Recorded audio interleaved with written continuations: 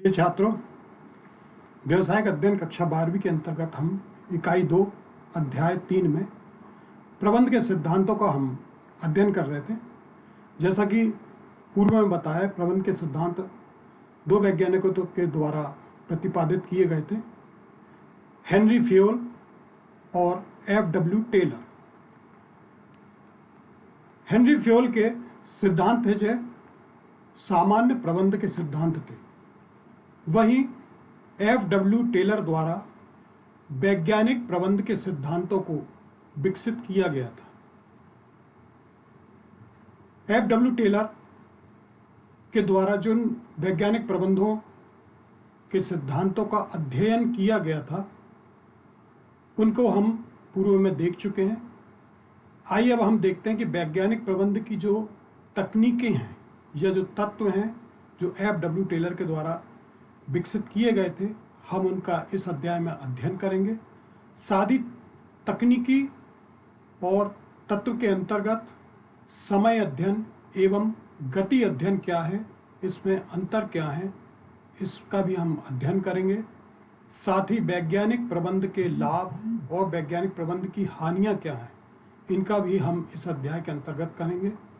वहीं पर F.W. Taylor और फ्योल के जो सिद्धांत हैं, जो उनके विचार हैं, उनके बीच में क्या डिफरेंस है, क्या अंतर है और क्या समानताएं हैं, इनके बारे में आज हम इस अध्याय के अंतर्गत विस्तार से अध्ययन करते हैं।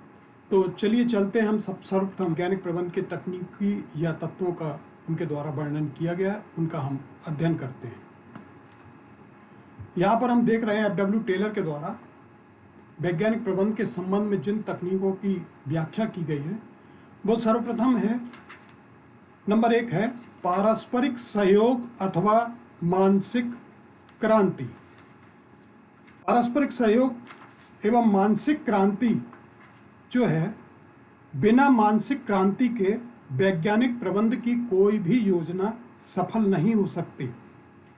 इसका अर्थ यहाँ पर यह है कि प्रबंध और श्रम के बीच में पारस्परिक सहयोग की भावना होना चाहिए, अर्थात दोनों पक्षों के बीच में आपसी संदेह, विद्वेष या किसी भी प्रकार की वैमनस्यता यदि होती है, तो वैज्ञानिक प्रबंध की जो योजना, जो प्रारूप तैयार किया गया है, वो विफल हो सकती है।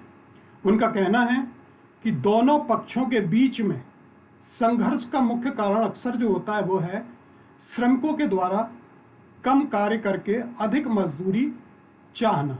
स्वाभाविक है कि श्रमिक जो है वो कम से कम कार्य करना चाहता है और अधिक से अधिक मजदूरी प्राप्त करना चाहता है, ठीक। जबकि प्रबंध, मैनेजमेंट, अक्सर ये देखा जाता है कि मैनेजमेंट या प्रबंध जो है श्रमिक से ज़्यादा कार्य लेना चाहता है और उनको मजदूरी कम से कम देना चाहता है। तो यहाँ पर ये जो संघर्ष है, ये दोनों के बीच में अक्सर चलता रहता है। तो इसके लिए क्या उपाय? इसके लिए जरूरी है कि इसको दूर करने के लिए एक मानसिक क्रांति लाने पर बल दिया जाए, ताकि दोनों के आपसी संबंध सुधर सकें और अधिक कुशलता से उत्पादन के साथ जो भी अतिरिक्त या लाभ होता है, उसका बंटवारा दोनों पक्षों में उचित रूप से किया जाए। यहाँ पर देखेंगे हम कि इसके अतिरिक्त का विभाजन की ओर ध्यान न देकर अतिरिक्त या लाभ के आकार को बढ़ाने का प्रयास करना चाहिए, अर्थात लाभ की ओर ध्यान न देकर हमें अधिकतम उत्पादन की ओर ध्यान देना चाहिए। तो स्वाभाविक है कि जब अधिकतम उत्पादन होगा, अतिरिक्त अधिक प्राप्त होगा, लाभ बड़ा होगा, तो दोनों पक्षों को बराबर बराबर संतोषजनक हिस्सा प्राप्त होगा और इससे जो है दोनों में असंतोष भी खत्म होगा। तो इनका जो पहली तकनीक है कि श्रमिक और प्रबंध के बीच में पारस्परिक सहयोग की भावना होनी चाहिए। दूसरा बिंदु इनके द्वारा जो है प्रमापित कार्य का निर्धारण। प्रमापित कार्य से यहाँ पर तात्पर्य है कि श्रमिक के द्वारा जो कार्य किया गया है, जो कराया जा रहा है, जो उत्पादन हो रहा है, उसका एक निर्धारित मापदंड किया जाए। तो वैज्ञानिक प्रबंध के अंतर्गत व्यवसायिक क्रियाओं के प्रत्येक पहलू के लिए पहले से ही प्रमाप का निर्धारण करना आवश्यक है। इससे आशय है मशीनें विधियां एवं प्रक्रियाओं द्वारा उत्पादकता को अधिकतम से अधिकतम करने से है। उनके अनुसार कार्य के लिए निम्न क्षेत्रों में प्रमापीकरण किया जाना चाहिए। तो यहाँ पर उन्होंने 4 प्रकार से प्रमापीकरण की प्रक्रिया को बांटा है। सर्वप्रथम कार्यविधि अध्ययन के अंतर्गत, दूसरा समय अध्ययन के अंतर्गत, तीसरा गति अध्ययन के अंतर्गत और चौथा थकान अध्ययन के अंतर्गत। सर्वप्रथम हम यहाँ पर अध्ययन करते हैं कार्यविधि अध्ययन का। तो यहाँ पर उत्पादन किस विधि से किया जाए कि समय, लागत और अपव्यय कम से कम हो, इसके लिए जो कार्य करने की विधि है उसका अध्ययन कर कार्य के प्रमाप स्थापित किए जाएं। उत्पादन की सभी प्रक्रियाओं में क्या क्या किया जाता है इसका पता लगाकर उसकी कमियां जो हैं उन्हें दूर करने का प्रयास किया जाए।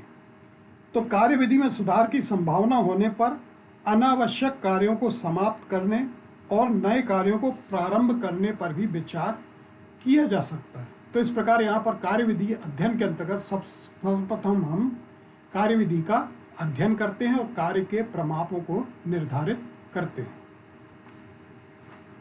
अगले क्रम में समय अध्ययन। समय अध्ययन के अंतर्गत हम क्या देखते हैं यहाँ पर कि कारखाना की प्रत्येक कार्यवाही को हम छोटे छोटे टुकड़ों में बांट देते हैं और ये देखा जाता है कि कर्मचारी औसत रूप से एक कार्य को करने में कितना समय लेता है। इस प्रकार से कर्मचारी के कार्य का सावधानी पूर्वक प्रमापित समय ज्ञात किया जाता है। तो यहाँ पर जब हम टुकड़ों में काम करते हैं, एक समूह में को छोटे छोटे टुकड़ों में बांट देते हैं, तो यहाँ पर समूह के जो प्रत्येक कर्मचारी हैं उनके द्वारा औसत रूप से एक कार्य को कितने समय में किया जाता है इसका हम माप करते हैं। इससे ये ज्ञात होता है हमें कि श्रमिक का कार्य समय कितना है, अर्थात एक श्रमिक उस कार्य को करने में कितना समय लेता है, साथ ही कितनी कुशलता से वो उस कार्य को कर रहा है और इस प्रकार उसकी कार्य कुशलता के आधार पर उसकी मजदूरी का निर्धारण क्या हो। इसके लिए कई विधियां प्रयोग की जाती हैं, परंतु सबसे सरल विधि जो है वो स्टॉप वॉच का प्रयोग है। स्टॉप वॉच प्रयोग के अंतर्गत हम कर्मचारी के द्वारा किए जाने वाले कार्य का समय को माप सकते हैं।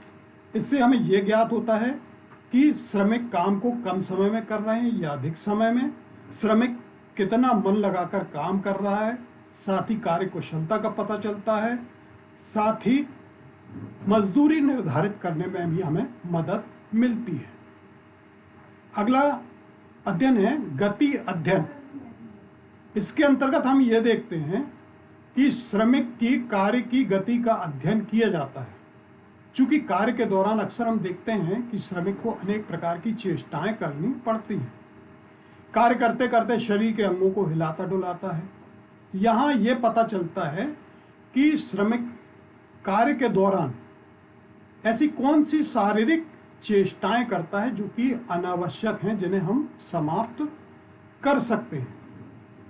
तो यहाँ पर श्रमिकों की शक्ति का अपव्यय नहीं होगा, थकान कम होगी तथा वह अधिक कुशलता से कार्य कर सकता है। तो यहाँ पर हम ये देखते हैं कि श्रमिक के द्वारा कार्य करने की स्पीड या गति क्या है, हम इसका अध्ययन यहाँ पर गति अध्ययन के द्वारा करते हैं। अगला बिंदु है थकान अध्ययन। एक श्रमिक जब लगातार कार्य करता है तो कार्य के दौरान उसको थकान भी होती है और स्वाभाविक है कि जब थकान होती है तो उसकी कार्य कुशलता पर भी फर्क या प्रभाव पड़ता है। तो यहाँ पर यह देखना कि कार्य के बीच में या कार्य के बाद श्रमिक को कब और कितना आराम मिलना चाहिए ताकि वो पुनः थकान को दूर कर काम में जुट सके। एक श्रमिक बिना किसी तनाव व थकान के कितने घंटे कार्य कर सकता है, इसके अंतर्गत हम इस बात का अध्ययन करते हैं। इसके बाद प्रेरणात्मक मजदूरी प्रेरणात्मक मजदूरी जो है प्रोत्साहन और कर्मचारी के श्रमिक के मनोबल को बढ़ाती है। तो श्रमिक को प्रेरणात्मक मजदूरी देकर उससे पूर्ण रुचि के साथ बेहतर कार्य कराया जा सकता है। यदि कोई कर्मचारी निर्धारित समय से पूर्व निर्धारित कार्य को पूरा कर लेता है तो उसे प्रोत्साहन प्रदान करना चाहिए। वह अतिरिक्त मजदूरी या लाभांश देकर उसे प्रोत्साहित करना चाहिए। तो यहाँ पर हम ये देखते हैं कि एक मजदूर यदि एक निश्चित समय में निश्चित कार्य को पूरा कर लेता है तो उसको वेतन या मजदूरी के अलावा प्रोत्साहन मजदूरी जो है उसको अलग से दी जानी चाहिए। तो यहाँ पर अक्सर हम देखते हैं कि कुशल श्रमिक जो है निर्धारित समय पर कार्य को पूरा कर लेता है, अकुशल श्रमिक नहीं कर पाता। अतः कुशल श्रमिक की मजदूरी अकुशल श्रमिक से अधिक होती है। यहाँ हम देखेंगे समय अध्ययन और गति अध्ययन। समय अध्ययन में हमने देखा कि एक श्रमिक कितने समय में अपने कार्य को पूरा कर लेता है। वहीं गति अध्ययन में हम ये देखते हैं कि उसकी कार्य करने की गति या उसकी स्पीड कितनी है। मैं यहाँ पुनः बताना चाहूँगा कि समय अध्ययन के लिए जो है हम स्टॉप वॉच का प्रयोग करते हैं। तो यहाँ पर हम देखते हैं कि समय अध्ययन और गति अध्ययन दोनों में क्या अंतर है। उद्देश्य समय अध्ययन में जो है इसका उद्देश्य किसी कार्य को करने का प्रमापित समय निर्धारित करना है। मतलब कौन सा कार्य कितने समय में हो सकता है, समय अध्ययन के अंतर्गत इसको निर्धारित किया जाता है। वहीं गति अध्ययन में श्रमिक के द्वारा कार्य के बीच में ऐसी कौन सी अनावश्यक चेष्टाएं या हरकत की जाती हैं उनको हमें कम करना है। निर्धारण की बात करें यदि हम, तो समय अध्ययन में इसमें कुशल व्यक्ति द्वारा किसी काम को करने का समय निर्धारित किया जाता है कि एक कुशल व्यक्ति जो है कितने समय में कार्य को पूरा कर सकता है। वहीं गति में हम देखते हैं कि इसमें अनावश्यक या व्यर्थ की जो गतिविधियां करते हैं उनको हमें समाप्त करके एक आवश्यक निर्धारित गति को हम निर्धारित कर देते हैं। मजदूरी की बात करें यदि हम, तो समय अध्ययन में कुशलता के आधार पर मजदूरी निर्धारित की जाती है। अर्थात जो कर्मचारी जितनी स्पीड से, जितनी जल्दी समय से काम कुशलता के आधार पर कर लेता है उसकी मजदूरी उस हिसाब से निर्धारित की जाती है। गति में मजदूरी निर्धारण की बात लागू नहीं होती। यहाँ पर अधिक से अधिक कार्य कराने का प्रयास किया जाता है, उसकी स्पीड बढ़ाने का प्रयास किया जाता है। कुशलता की बात करें यदि, तो समय अध्ययन में श्रमिक कार्य कुशल है या नहीं इसका पता लगाया जाता है, क्योंकि हम उनको निर्धारित समय पर कार्य पूरा करने का लक्ष्य प्रदान करते हैं। गति अध्ययन में जो है इसमें श्रम की चेष्टा में कमी की जाती है, अर्थात अनावश्यक यदि कोई हरकतें करता है तो उसको कम किया जाता है। अध्ययन की बात करते हैं, समय अध्ययन जो है पहले करते हैं। कोई भी कर्मचारी कार्य करता है तो हम पहले समय का अध्ययन करते हैं कि वो कर्मचारी कितने समय में काम कर रहा है। उसके बाद गति अध्ययन का अध्ययन जो है समय अध्ययन के पश्चात किया जाता है। यहाँ पर जो है वॉच हम किस प्रकार से करेंगे समय अध्ययन को, गति अध्ययन को, तो यहाँ स्टॉप वॉच या कैमरा। समय अध्ययन में जो है मुख्य रूप से स्टॉप वॉच विधि का प्रयोग किया जाता है। वहीं गति अध्ययन में कैमरे का प्रयोग किया जाता है। कैमरे के माध्यम से हम ये देखते हैं कि कार्य किस प्रकार से कर रहा है, उसकी हरकतें या चेष्टाएं कर्मचारी की कार्य के दौरान किस प्रकार हैं। तो ये थे समय अध्ययन और गति अध्ययन में अंतर। वैज्ञानिक प्रबंध के लाभ। अगली चर्चा में हम यहाँ पर देखते हैं कि यदि एक उपक्रम में वैज्ञानिक प्रबंध को अपनाया जाता है तो उसके क्या लाभ या उसके क्या महत्व हैं। तो जैसे स्वाभाविक है अधिक उत्पादन होगा। श्रमिकों की कार्य कुशलता बढ़ने से उत्पादन अधिक से अधिक होता है। इसके अंतर्गत हम समय अध्ययन, गति अध्ययन का अध्ययन करते हैं तो स्वाभाविक है उत्पादन की मात्रा बढ़ती है। वहीं नंबर 2 पर लागत में कमी। इसके अंतर्गत उत्पादन के जो साधन हैं, मशीन हो गए, उपकरण हो गए, श्रम, इनका बेहतर हम उपयोग कैसे अधिक से अधिक मात्रा में कर सकते हैं वो करते हैं। तो स्वाभाविक है कि लागत में कमी आती है, अपव्यय नुकसान कम होता है। तीसरा बिंदु है लाभ में वृद्धि। तो यहाँ पर जब लागत कम हो जाती है, उत्पादन अधिकतम से अधिकतम होता है, अपव्यय कम होने लगता है, तो स्वाभाविक है कि लाभ में भी वृद्धि होती है। चौथा बिंदु है प्रमापीकरण के लाभ। वैज्ञानिक प्रबंध के अंतर्गत हम उपक्रम में उत्पादन रीतियों, मशीनों, उपकरणों, श्रम के प्रमापीकरण पर विशेष जोर देते हैं, तो जिससे उत्पादन जो है क्वालिटी पूर्ण होता है और अधिक मात्रा में होता है। तो यहाँ पर प्रमापीकरण के भी लाभ हमें प्राप्त होते हैं। श्रमिकों को लाभ। वैज्ञानिक प्रबंध के अंतर्गत कार्य का जो बंटवारा है वो उनकी रुचि और इच्छा के अनुसार, प्रशिक्षण के अनुसार उन्हें दिया जाता है। तो श्रमिकों को रुचि के अनुसार काम मिलता है, कार्य दशाएं बेहतर होती हैं, समय पर उन्हें प्रशिक्षण प्राप्त होता है, साथ ही उनको मजदूरी भी उचित प्राप्त होती है। और अंतिम बिंदु है यहाँ पर समाज को लाभ।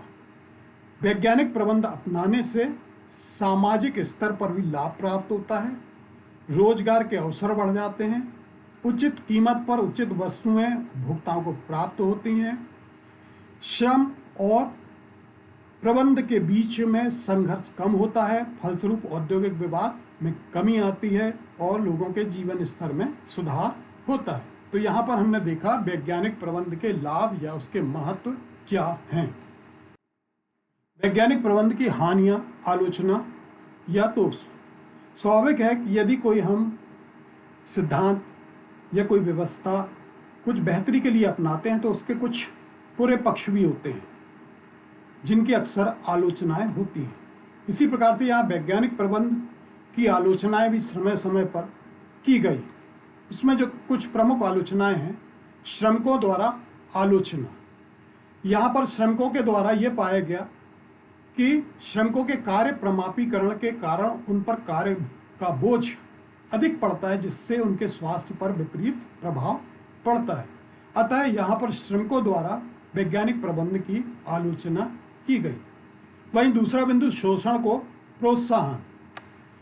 इसके अंतर्गत अधिक उत्पादन, अपव्यय में कमी, लागत में कमी होने पर भी श्रमिकों को पर्याप्त आय प्राप्त नहीं होती, जिससे उनका शोषण होता है, अर्थात सारा लाभ जो है वो प्रबंध के खाते में चला जाता है, यहाँ पर श्रमिकों को प्राप्त नहीं होता। तीसरा बिंदु है स्वतंत्रता का हनन। यहाँ पर अत्यधिक श्रम विभाजन और कार्य विशिष्टीकरण के कारण श्रमिक एक निश्चित दायरे में ही दखल कर सकता है, जिससे उसकी स्वतंत्रता का हनन होता है, उसकी स्वयं की अभिव्यक्ति को कोई मान्यता प्राप्त नहीं होती है। अर्थात यहाँ पर श्रमिक को जो कार्य दे दिया गया वही उस कार्य को करेगा, वहाँ पर जो है वो अपनी कोई अभिव्यक्ति नहीं प्रदान करता। चौथा बिंदु है कार्य में नीरसता। चूंकि जो कार्य का नियोजन किया जाता है वो प्रबंध के द्वारा किया जाता है, अतः यहाँ पर सारे आदेश जो हैं वो श्रमिक को नियोजन विभाग से ही प्राप्त होते हैं। तो यहाँ पर एक ही प्रकार का कार्य करने से श्रमिक को कार्य में नीरसता आने लगती है। अगला बिंदु है अलोकतांत्रिक। वैज्ञानिक प्रबंध में श्रमिकों से मनुष्य मशीन की भांति कार्य कराया जाता है, उसकी प्रत्येक गतिविधि पर प्रबंध का नियंत्रण रहता है। यहाँ पर हम देखते हैं कि समय अध्ययन, गति अध्ययन के अंतर्गत जो है श्रमिकों पर बराबर नज़र रखी जाती है। तो यहाँ पर स्वाभाविक है कि श्रमिकों से मशीन की भांति कार्य कराया जाता है, अतः उसका कार्य के प्रति उत्साह कम हो जाता है तथा कार्य को आगे बढ़कर करने की उसकी जो पहल शक्ति है वो समाप्त हो जाती है। अगला बिंदु अंतिम है श्रमिकों की एकता के लिए हानिप्रद। यहाँ पर श्रमिकों की कार्य क्षमता एवं उसी के अनुसार वेतन मिलने से श्रमिकों की श्रेणी में श्रम विभाजन हो जाता है, इससे श्रमिक एकता में कमी आती है। अतः यहाँ पर जो श्रमिक संघ हैं, मजदूर संघ हैं, वे अक्सर यहाँ पर वैज्ञानिक प्रबंध की व्यवस्था की आलोचना करते हैं। तो प्रिय छात्रों, यहाँ पर हमने प्रबंध के सिद्धांतों के अंतर्गत हेनरी फ्योल के सामान्य प्रबंध के सिद्धांत और एफ.डब्ल्यू. टेलर के वैज्ञानिक प्रबंध के सिद्धांतों को हमने अभी तक अध्ययन किया। आइए यहाँ पर हम जो उनके सिद्धांत हैं, जो उनके विचार हैं, उनके बीच में आपस में क्या अंतर हैं या क्या समानताएं हैं, हम तुलनात्मक दृष्टिकोण से हम उनका यहाँ पर अध्ययन करते हैं। चूंकि टेलर और फ्योल दोनों ने ही प्रबंध शास्त्र के विकास में योगदान दिया है और स्वाभाविक ही दोनों समकालीन हैं, फिर भी दोनों की विचारधाराओं में निम्न अंतर है। यहाँ पर हम देखते हैं कि टेलर और फ्योल के बीच में जो अंतर हैं उनमें क्या क्या अंतर हैं। सर्वप्रथम है अध्ययन का केंद्र बिंदु। टेलर के अध्ययन का केंद्र बिंदु श्रमिक है, अर्थात एफ.डब्ल्यू. टेलर ने जो अध्ययन किया, जो सारी व्यवस्थाएं उन्होंने अपनाई, वो उन्होंने श्रमिक को ध्यान में रखकर बनाई, जबकि फ्योल के अध्ययन का केंद्र बिंदु प्रबंधन है। वहीं पर अध्ययन का क्षेत्र टेलर ने कारखाना स्तर पर वैज्ञानिक प्रबंध का विकास किया है, अर्थात यहाँ पर वैज्ञानिक प्रबंध के अंतर्गत कितना बेहतर से बेहतर उत्पादन हो सकता है, श्रमिक से कितना कार्य लिया जा सकता है, इस पर उन्होंने बल दिया है। जबकि फ्योल ने उपक्रम स्तर पर प्रशासनिक प्रबंध का विकास किया है, अर्थात उन्होंने जो है उच्च स्तर पर बेहतर हम व्यवस्थाएं कैसे बना सकते हैं, इस पर जोर दिया है। तीसरा बिंदु है व्यापकता। टेलर ने श्रमिकों की उत्पादकता वृद्धि को लक्ष्य बनाया है, अर्थात श्रमिकों के द्वारा उनके उत्पादन को बढ़ाना, उनकी उत्पादकता को बढ़ाना, इस पर लक्ष्य उन्होंने बनाया हुआ है। जबकि फ्योल ने क्या किया है, संपूर्ण प्रशासनिक स्तर पर सुधार करके संपूर्ण उपक्रम द्वारा, जबकि फ्योल के विचारों को यहाँ पर सभी ने स्वीकार किया है। तो यहाँ पर फ्योल के जो विचार हैं वो अधिक व्यापक हैं। अगला बिंदु है प्रारंभिक बिंदु। टेलर ने वैज्ञानिक प्रबंध के माध्यम से कार्यकुशलता में वृद्धि नीचे से ऊपर की ओर बढ़ाना चाहते हैं, अर्थात वे यहाँ पर श्रमिक की उत्पादकता को बढ़ाना चाहते हैं ताकि उच्च स्तर पर लाभ की प्राप्ति अधिक हो। जबकि फ्योल उच्चतर से नीचे की ओर निर्देश व आदेश की एकता पर बल देते हैं, अर्थात वो उच्च स्तर पर प्रबंध की व्यवस्था को सुधारना चाहते हैं ताकि वहाँ से जो निर्देश और आदेश प्राप्त हों वो एक रूप में नीचे तक पहुँचें और उसके अनुसार कार्य की पूर्णता हो। नेक्स्ट बिंदु है क्रियान्वयन। टेलर की विचारधारा सैद्धांतिक है, जिन्हें सफलतापूर्वक लागू नहीं किया जा सकता, जबकि फ्योल की विचारधारा को व्यवहारिक माना गया है और उनके सिद्धांत प्रशासन के क्षेत्र में सफलतापूर्वक लागू किए जा सकते हैं। इस प्रकार से हम यहाँ पर देखते हैं कि टेलर और फ्योल के विचारों में कुछ जो अंतर था वो तुलनात्मक अध्ययन के रूप में हमने यहाँ पर अभी देखा। एक पेज और पहले तो यहाँ पर देखा, इस प्रकार से टेलर फ्योल के विचारों का गहनता से हमने अध्ययन किया। तो यहाँ पर ये पता चला हमें कि दोनों के विचार आपस में प्रतियोगी ना होकर परस्पर पूरक हैं। कुछ चीज़ें ऐसी हैं कि उनके सिद्धांत आपस में एक दूसरे से मिलते भी हैं। तो यहाँ पर हम देखते हैं कि टेलर व फ्योल के विचारों में ऐसी कौन सी समानताएं थीं या पूरकताएं थीं जो हमारे सामने हैं। सबसे पहले दोनों ने ही कर्मचारियों के प्रबंध को महत्वपूर्ण माना है। यहाँ पर जो है टेलर और फ्योल दोनों ने ही जो व्यवस्थाएं बनाई हैं वो कर्मचारियों को लेकर ही बनाई हैं। तो यहाँ पर दोनों को महत्वपूर्ण माना है। साथ ही दोनों में ही प्रबंधकीय विकास के लिए वैज्ञानिक रीतियों एवं सिद्धांतों पर बल दिया गया है। यहाँ पर जो है प्रबंध की व्यवस्था को बेहतर बनाने के लिए दोनों ने वैज्ञानिक रीति और जो सिद्धांत तय किए हैं वो उन पर मुख्य जोर दिया है।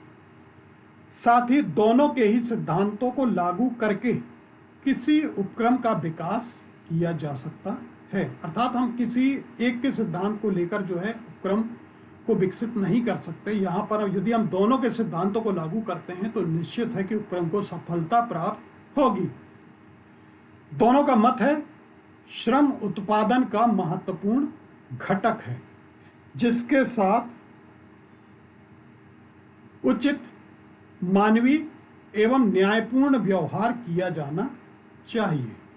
श्रमिक जो है वो उत्पादन का महत्वपूर्ण साधन है, अतः आवश्यक है कि उसके साथ मानवीय दृष्टिकोण अपनाया जाए, न्यायपूर्ण व्यवहार रखा जाए। अंतिम बिंदु है, दोनों ने ही प्रबंधकीय प्रक्रिया में नियोजन के महत्व को स्वीकार करते हुए इसके पालन पर जोर दिया है। दोनों ये चाहते हैं कि प्रबंधकीय प्रक्रिया को जब अपनाया जाता है तो नियोजन के अंतर्गत जो क्रियाएं तय की जाती हैं उनके पालन को जोर दिया जाए।